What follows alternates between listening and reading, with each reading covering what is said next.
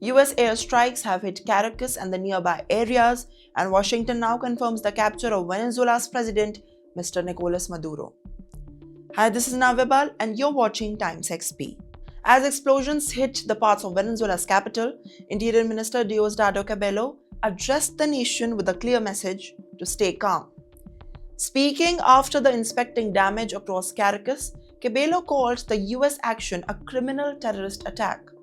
He said the strikes targeted military facilities, key infrastructure, and also the civilian areas, putting lives at risk.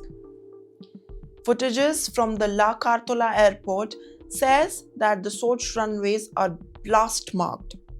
Witnesses reported loud explosions and low-flying aircraft sighting the city, triggered a fear and confusion among the residents.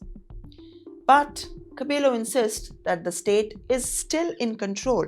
He says Venezuela's security forces and military are fully deployed, ready to respond to any threat to the national security. His appeal to the citizens was direct: do not panic, trust political and military leadership, and remain united.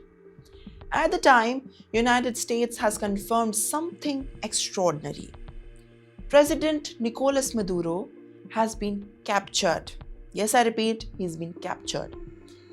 This single announcement changes every single thing for Venezuela and the United States. For years, Maduro has been the center of the U.S.-Venezuela war.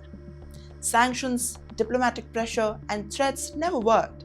Now, for the very first time, the crisis has turned into a direct military action with the leader taken into the custody. And that's where the tension deepens. Cabello is framing this not as a political collapse, but as an attack on Venezuela's sovereignty and the peace. That language matters. It signals that the government wants resistance, not surrender. And the big risk now is, what happens next to Venezuela? Will Venezuela's military stay unified? Will allied nations step in diplomatically or maybe militarily? And will this spark a wider unrest across the region? Well, history shows that capturing a leader does not always end a conflict. Sometimes it makes it far more dangerous. And right now, Venezuela stands at a crossroad between escalation and chaos, or maybe control and retaliation. The world is watching even more. Let me ask you a question. Does capturing Maduro bring stability, or does it push the Venezuela closer to a prolonged conflict? Share your thoughts in the comments.